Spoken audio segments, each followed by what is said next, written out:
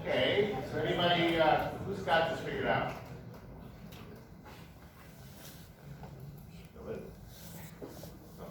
What would I do? You would want to load 1 to another register first.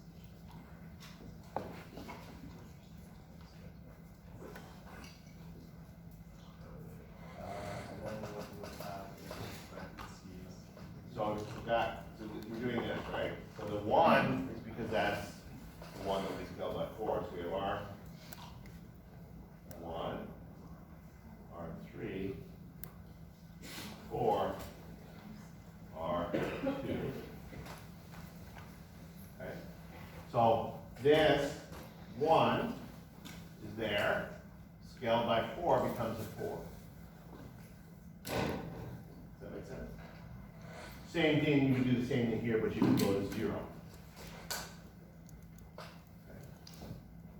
So now you can see why this instruction might be useful. Because if you get rid of it, then every place you would have used it, you have to have 2 instructions. Now, it could be, because remember the RISC philosophy is to have simple, small set of simple instructions, and that will let us run the processor faster, so having multiple instructions is okay. But it's not always okay. So it actually turns out that this is very easy to do in a single cycle, and this just is going to require 2 cycles.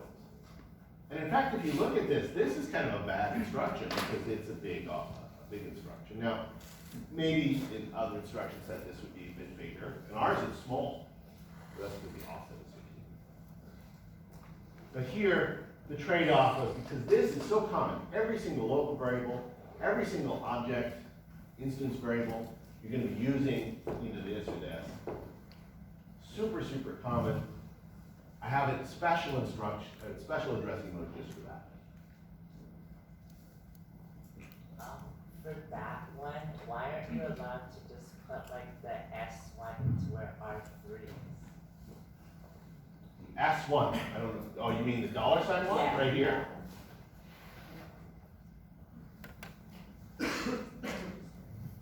We don't have that instruction. And in fact, we don't want to have that instruction because this instruction is specifically designed for arrays, where in arrays, this needs to be dynamic. So if I had this instruction, I'd have to have 2 instructions again. And the whole idea here is, could we reuse this exact same instruction that's perfect for arrays, but to access things whose offset I know static? The answer is yes, but it requires an extra instruction to do that. Now, that may become a little bit clearer, so we're just going to do the reverse now. And we're going to get rid of the other one, so we're going to get rid of this one.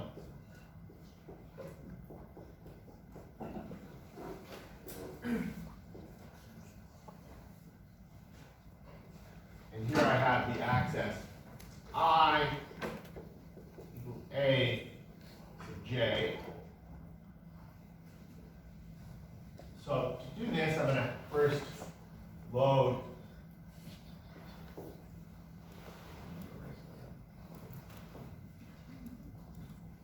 the address of J in register 0, and then load the value of register of J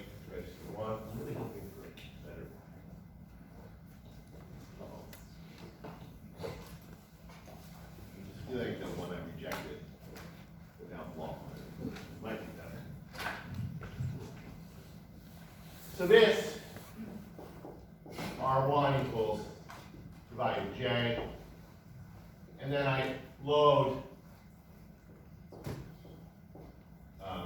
A into register 2. Now, this might be a static array or a dynamic array. Let's say it's a static array. So at this point now I can load the base, the index,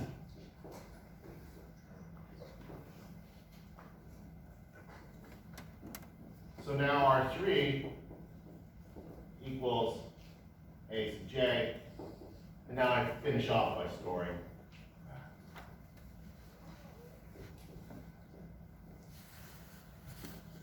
I.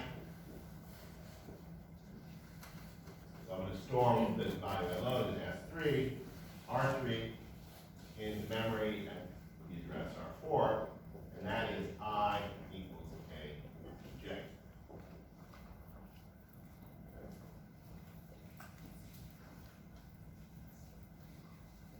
So, the key bit is this instruction here. This is loading from the array, right? Base, index. I don't have that instruction. I just decided to get rid of it. So now I need to rewrite this, but using the other instruction to load the static offset.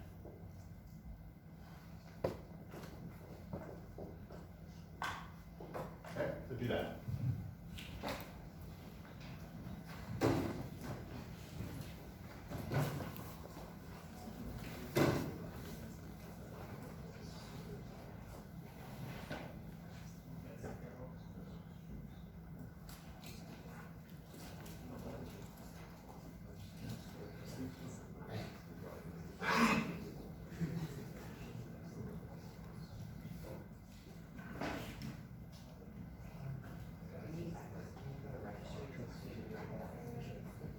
This X right here? Yeah, that has to be a constant.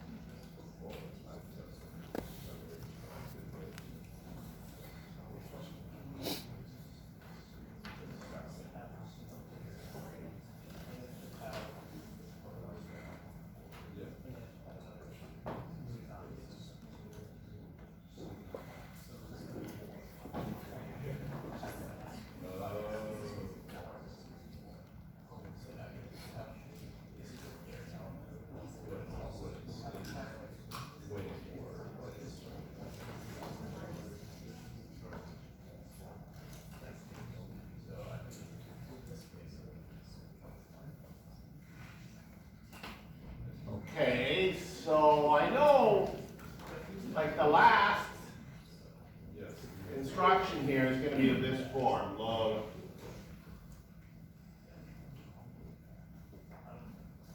some constant, some register, and some other register.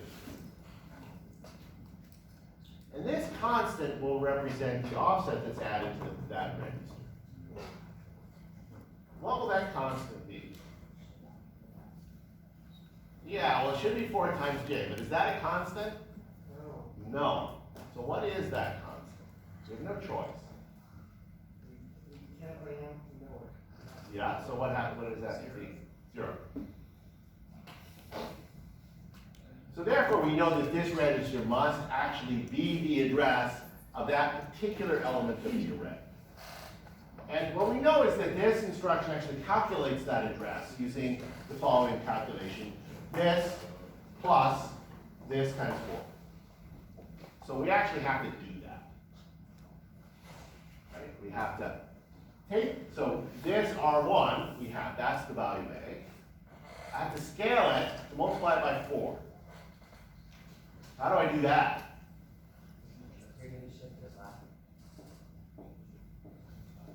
by 2, R2.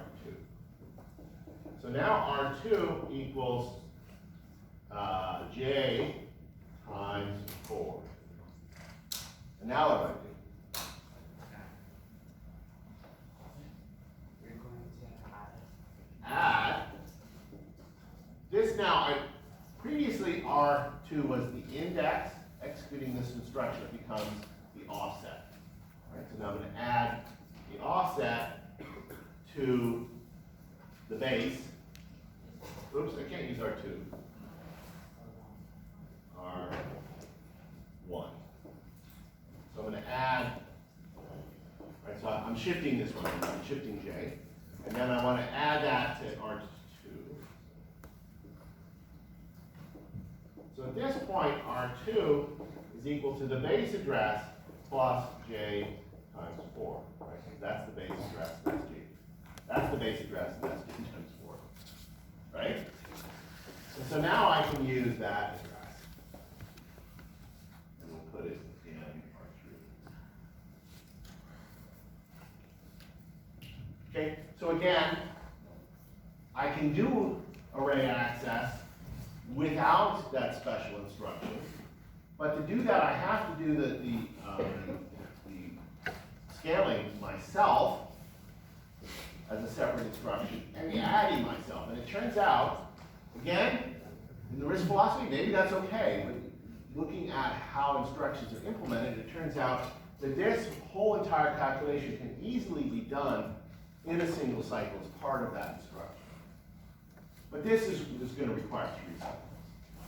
So if we were to get rid of that instruction, sort of on average, every single array access is going to take 3 times as long.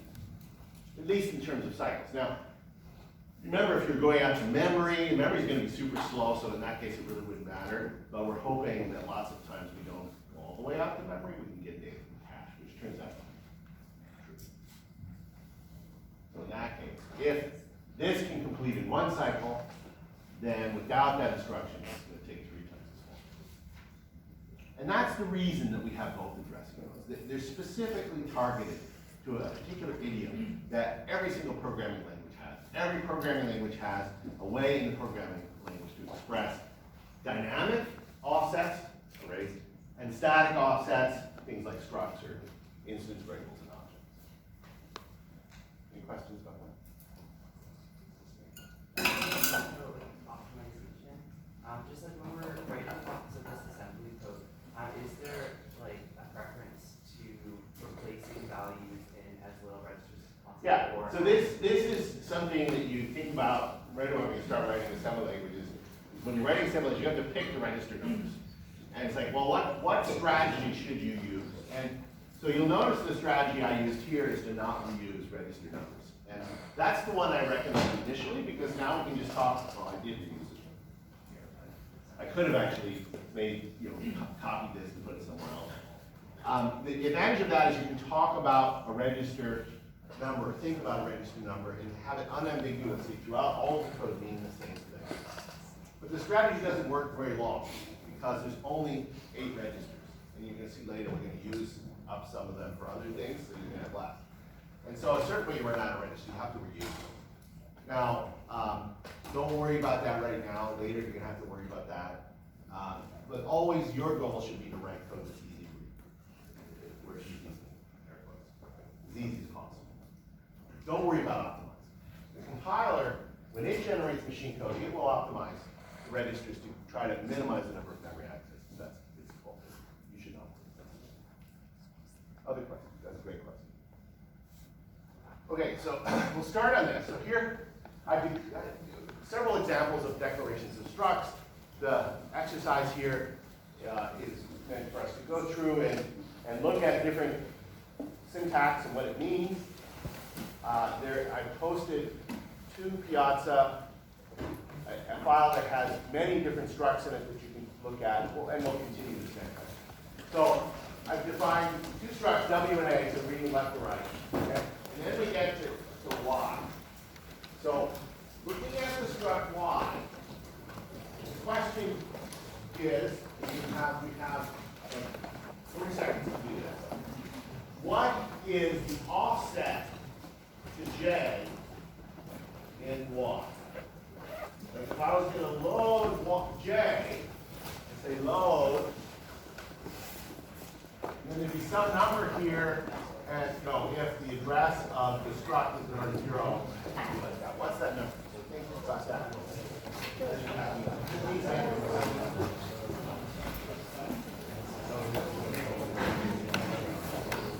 Pointers are 8 bytes long.